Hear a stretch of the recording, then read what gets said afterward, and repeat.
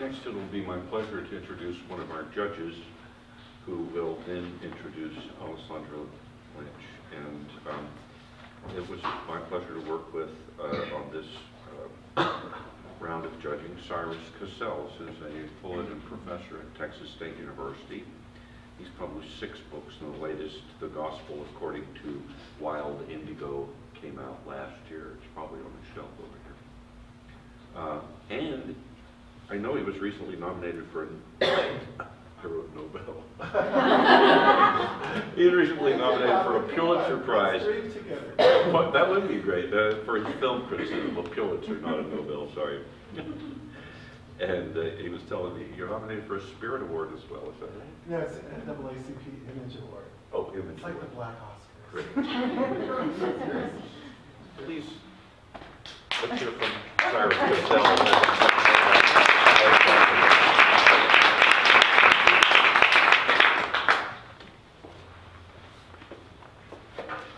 Good evening, everyone. It's my pleasure to welcome you here this evening to the prize ceremony for Alessandra Lynch. Our prize winner, Daylily Called It, A Dangerous Moment, is Alessandra's 3rd book of poetry. She's also published poems in American Poetry Review, the Antioch Review, and Ploughshares, and received fellowships from the Corporation of Yaddo and Macdowell Colony for the Arts. And she served as a poet curator for Streamlines and Indianapolis Waterways Project. She teaches poetry at Butler University and lives in Indianapolis. Is that still true? Yeah. So, in bestowing the 2017 Balcones Prize for Alessandra Lynch, as one of the 3 judges, I wrote about her book, depicting rape and its aftermath with moral determination, hard-won vision, and wild, compelling music. Closed door, closed petal, human eye, you close too. This brilliant book, steeped in keen natural imagery, is a triumph of bravery and artistry. And as a fellow Balcones judge put it with beauty and precision, these poems have a feeling of a seabird skimming the surface of the body of water under which lies a profound depth, and sometimes read like a snare drum heard above the full swell of an orchestra. Please help me in welcoming and celebrating the 2017 Balcones Prize winner, Alessandra Lynch.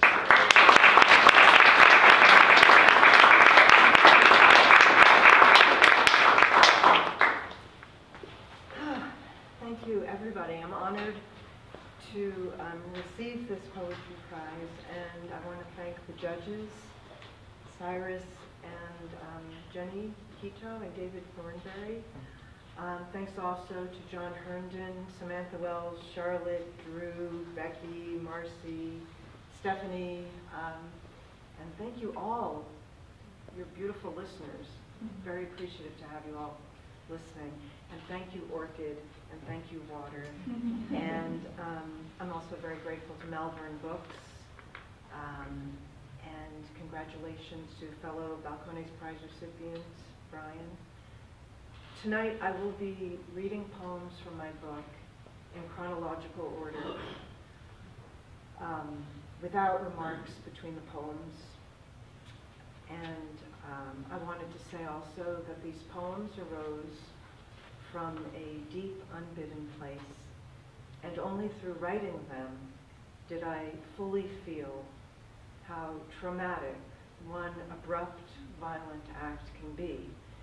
And it took decades for these words to surface, and how profoundly difficult it is for a person who has been raped even to know what she or he's been through, let alone speak of it. I dedicate this reading to my open-hearted, brave students and to all trauma survivors. And I'm going to begin with the epigraph. Can everybody hear me okay? This epigraph is an excerpt from poet Theodore Redke's poem, The Lost Son.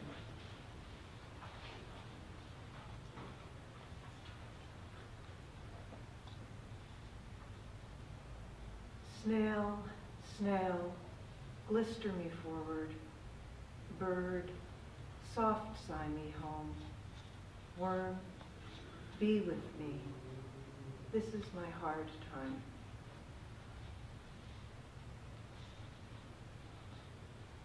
First air and light suffuse us, daylily, oriole, dust.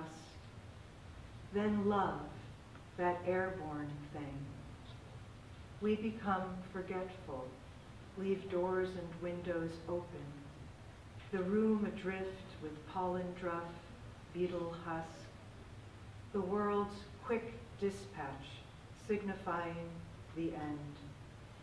And more gorgeous telegrams await. Pin oak leaf, darkening canal, little horses fenced by highway, clouds, your face. The dead bits fighting in the wind drift in. What more to wrestle? What else to woo? Closed door, closed petal. Human eye, you close too.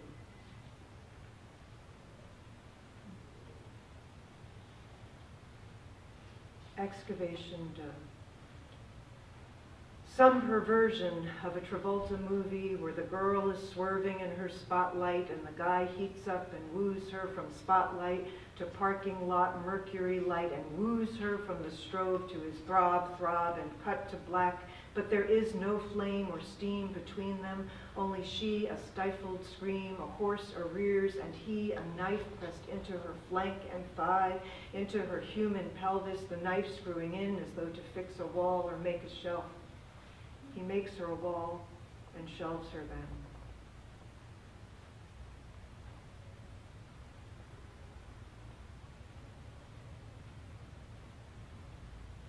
Admission.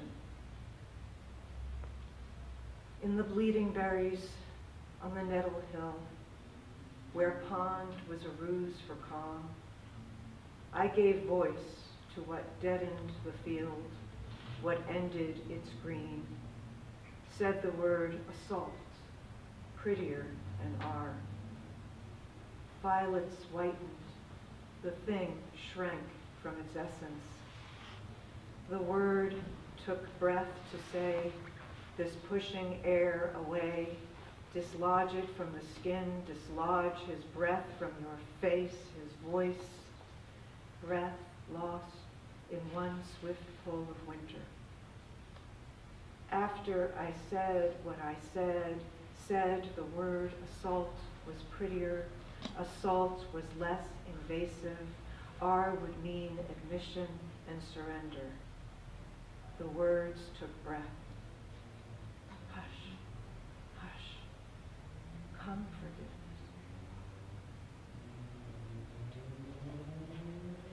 It took seconds for him to push me down, and he was done. I was supine, perpendicular to the tree.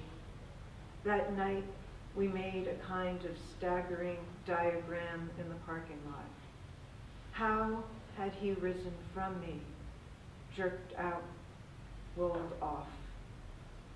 Crude knuckles scuffed by fatigue and dust, the roots of the tree inches from my face. Had he gripped my wrist, pressed a knife at my neck?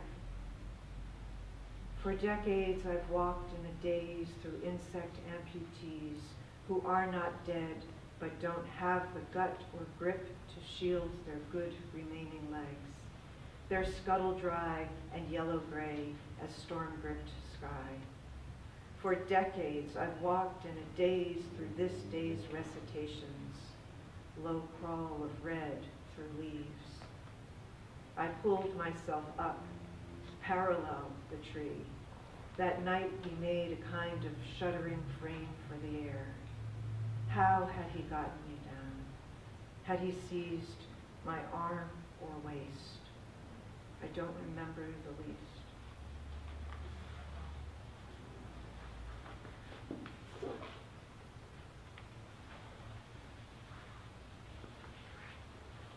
Who mothered her? silence and glass.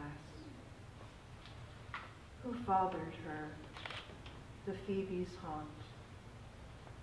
What sustains her, the rain? What rushes off returns as steam, soft things, the slinking adios. The mind wills her to disappear, wisp beyond fly speck and seed, to live as after smoke, the eke of light in the marrow. What keeps her here? Barely by a hair.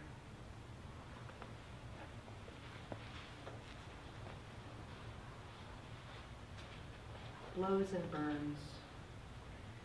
She's dragging the doll by its flopping arm, its lank hanks and her high heels, dragging the doll down the banister by the wrought iron grate, propping her in the crotch of a tree where the doll sags a little. She's heaving the doll over her back or by the wrist, dragging the doll into the garden, burying her head in the bee-swarmed roses, the faltering petals. She's making a thorny crown, dressing her in two different faces, dragging the doll into pews, dropping her on benches. She is shooting her with light. Every stitch has her attention, dragging the wigged doll, she wearing a wig as well, neither one speaking, only she jaggedly breathing and dragging the doll around, setting her up for the flash, for the swift shoot, for the taking.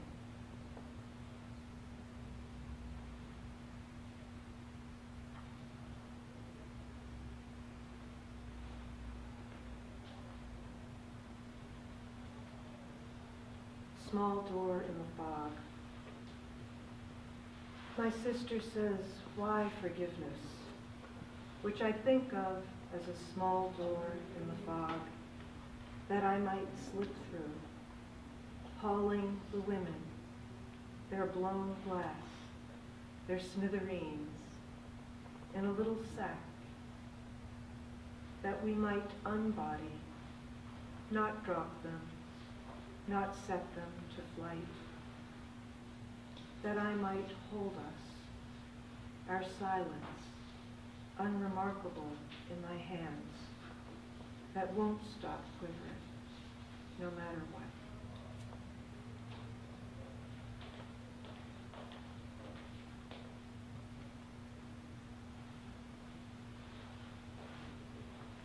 Fox in the woods today, an emblem of female. Bee flew past a puddle.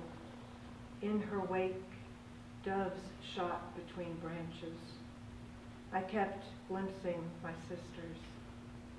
Blue star with curtailed stem, mouth of pond unraveling, cattails in wild corners. This was my only weather, following the unseen, sniffing for evidence that it had been.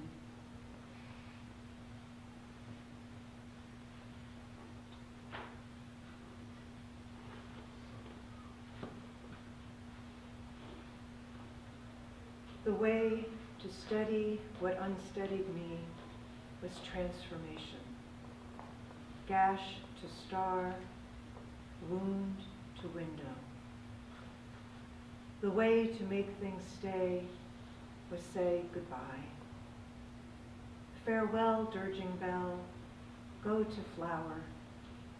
Farewell, oriole, go to orange dust. His mask face dissolving until there was only thought, that blank.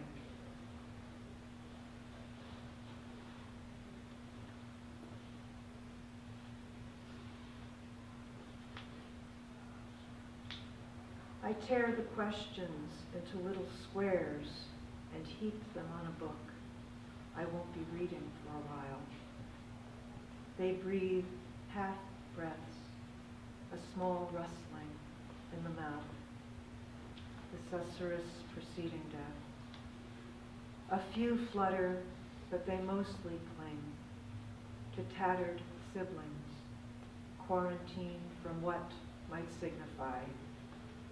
There is no other way for me to mourn, than having a hand in things, tearing what is torn, keeping vigil on the futile, unintelligible.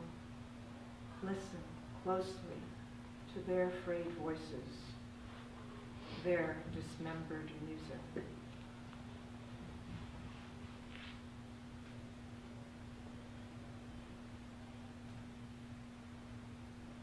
Excerpts from P.S. Assault.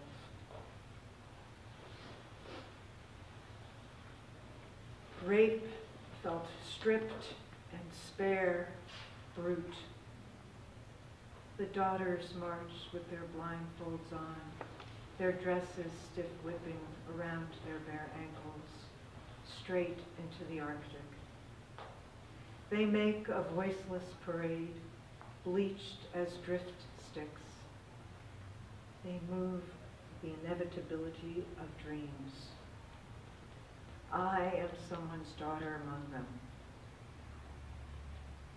Once upon, in a parking lot, I said repeatedly, then my voice faltered, fell off, my eyes distracted by wind insistently pulling the curtains apart, and the dead flower in its glass of water.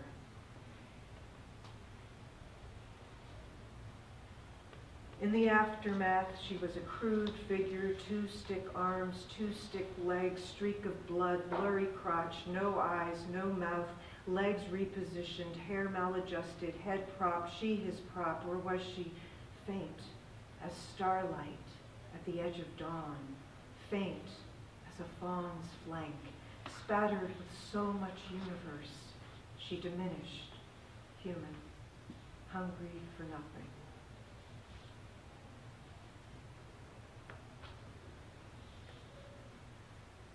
Shame is her orientation. See the straight pink pines by the wildflower fields, the black eyes edged by petals staring through her, and the panic of wild turkeys wherever she looms. There are mosses and twigs and camouflage rods in the forest, and leaves in the dusty trees to hide behind. But she awakens again, too clear in that memory, what she didn't do, what was done, the cock limp and stutter and smear. If I could slip you off quick as corn silk, if you hadn't become my skin shame, if you hadn't become my shame skin.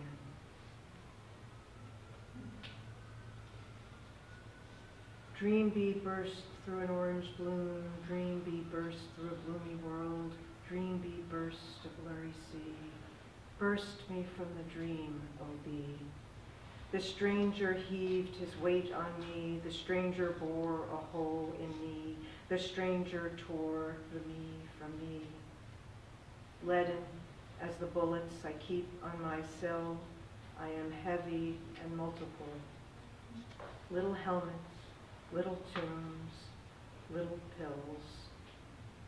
Can't find the body that belongs to my voice, or my voice that belongs to the harm.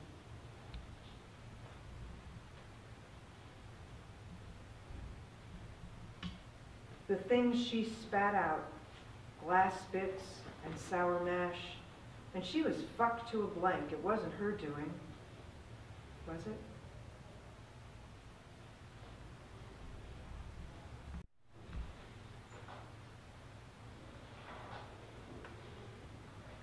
Woke early, a warm and gold stillness, asleep in the bed, a leopard, a dream of death. I left my own body, gliding out to the pond to test how long I could be gone before you vanish. A little weaving in the air, the stir of a twig enshadowed, and I felt the pierce of an arrow. Or was it rain?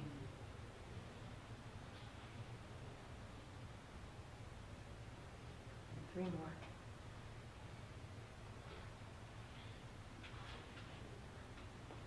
The figures are towing their shadows down the streets, into parking lots and under a tree.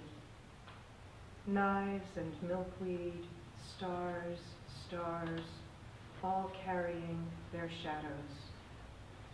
You tow your shadow and I mine into a quiet room, into an unforeseen certainty of love. The shadows are obedient, though we ask nothing of them. No, it is the shadows that are towing us.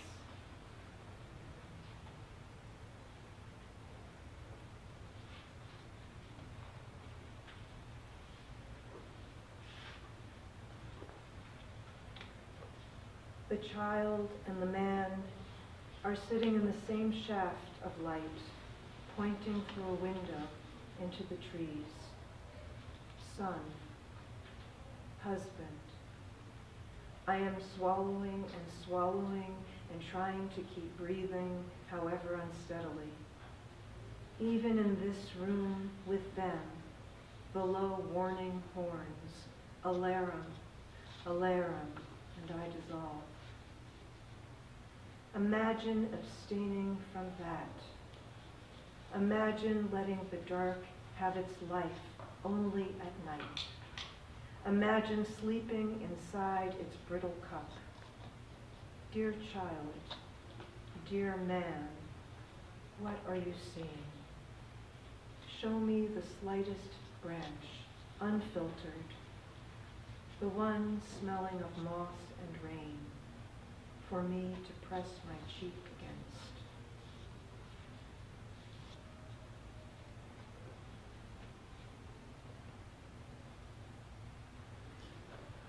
I'm walking through petals beside a child waving a stick that looks like a wolf.